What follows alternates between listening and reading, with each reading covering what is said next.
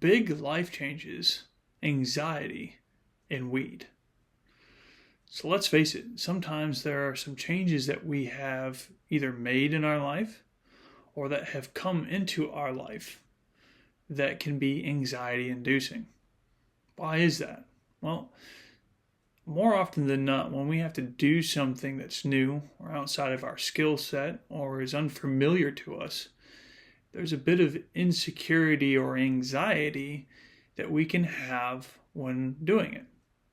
You know, if you've ever rode a bicycle in your lifetime when you were a kid, you know, the first time that you get the training wheels taken off and now, you need to pedal the bike by yourself without any training wheels, it can be anxiety inducing. But by facing that anxiety head on is where you actually get through to the other side and you build some confidence. You actually start to feel that natural surge in dopamine from accomplishing something that was perceived as difficult or anxiety inducing to actually do. So when you take off and now it's just two wheels and you're pedaling and now you're actually succeeding. You're keeping it straight. You're doing well. That's right there what it's like to accomplish something that at one point in time was very overwhelming to your system to even think of doing. Now, at the same time, we all have fallen down sometimes when riding our bike, and you learn to get back up and get back on the bike and keep pedaling.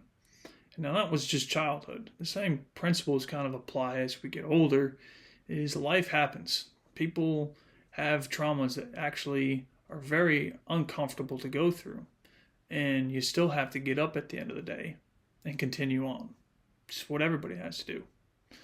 So where this anxiety actually can be problematic is to those that don't necessarily have the confidence or the skill set within themselves to believe it, that they can do things without altering themselves. And that's where weed often comes in, is the life changes that come on, whether they're big or small, doesn't really matter. It's how does it make you feel? Is it overwhelming? And do you believe that you can actually do something about this overwhelming event?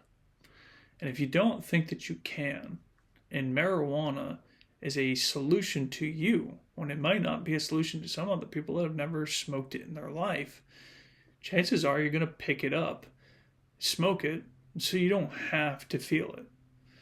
And the same thing can be applied to losing a job and having to start a new job. It sucks. You may have to get sober to get that job and pass the drug test. But then once you're on that new job, it's like, man, I don't know if I can do this.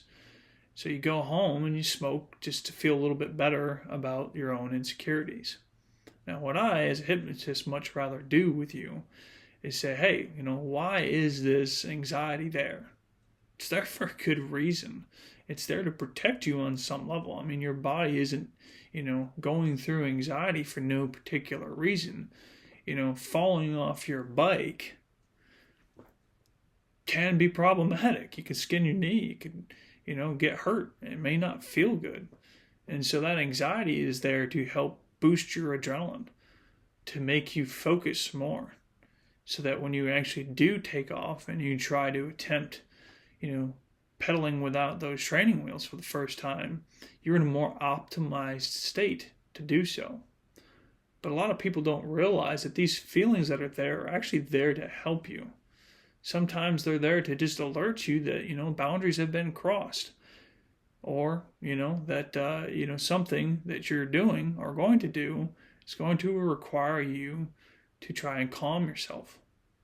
So a lot of these feelings that we have in our system are not an issue, as mainstream media might want to tell you. It's, oh, you're depressed and it's too bad. You're just flawed. You're chemically imbalanced. No, if you're depressed, there's probably a really good reason why you're depressed. I've talked to some people and, they recently got divorced. Their dog died and they can't see their kids. And I'm like, man, if I was you, I'd be depressed. So I don't think you being depressed right now is necessarily a problem. I think it's a very normal reaction to what you just went through. Now, why don't we deal with the trauma of that event on the subconscious level so that you can optimize yourself to show up better. So yeah, okay, you're depressed and you have a lack of motivation. Why is that? Why are you staying at home when you know you got to get up and still go to work and, pay the bills? Well, let's dive into that. Let's figure out what's that root cause. Or anxiety. It's like, okay, what's stressing you out? What's giving you this anxiety in your life? Well, there's probably a really good reason that you have this anxiety. And I don't think there's anything wrong with it. It's what do you do with it? Do you get down to the bottom of what's going on in your life and you sit with yourself, your feelings, and you dig through it? Like in a session with me, one of the things that you're going to find is I ask a lot of different questions to really start dialing in what's the problem? What's really going on beneath the surface of what you've just told me? Oh, I have anxiety. That's usually what I'm just depressed. Okay. Why? Why is that? What's going on? And as you ask more quality questions, you tend to start to realize that sometimes the original problem that they have not only makes sense, but it also doesn't really have anything to do with the original perceived issue. So, some people that have this depression might have been depressed while in the marriage before they even got divorced. And by not dealing with that depression, it's actually why their spouse left. A lot of people don't want to be around people that are just always down in the dumps. You can't blame them. But if you can change that state that you're in, now it's a different relationship, not only that you're having with yourself, but you're actually presenting to your partner. Now you have a more optimistic worldview, or this anxiety that you might have is really not that anxiety really inducing anymore. If anything, you're having moments of it, but you're still having this internal state of like, you know what? This is a bit intimidating, but I got this. I've had worse before. This is something that I can do. And even if I don't think I can do it, my body's going to take over halfway through and I'll figure it out. And that's a mindset in itself that a lot of the people that have this anxiety or the depression can't necessarily easily access. And so what they do is they turn to the marijuana because it's a better state than feeling anxiety, than feeling depression, than feeling anger. And they don't really know why they feel that way. They may have some reasons or justifications that make sense of why they have anxiety or depression, but a lot of these feelings actually don't last when you have this resource state within you that, yes, okay, I have a little anxiety, but I'm going to the gym later today. I'll be fine. I'll get through today and I'll hit up the gym. So, every client I see, it's always different. I may think I'm going into something and I might know where it's going. And to be honest with you, it's never the case. If anything, at the end of the session, there's always a different outcome. There's always some kind of different issue for every person. Everybody, I could have 100 clients that see me for anxiety. And easily, all of those clients will have a completely different subconscious issue that was going on to why they have anxiety. So anxiety can't just get treated necessarily, as far as I'm concerned, with a one-type solution, whether that's marijuana or some other, deep breathing exercise. Yeah, you can learn how to breathe if you have anxiety and breathe better, but you might also hyperventilate. That might not work for some people. So that's why I say let's deal with that subconscious issue.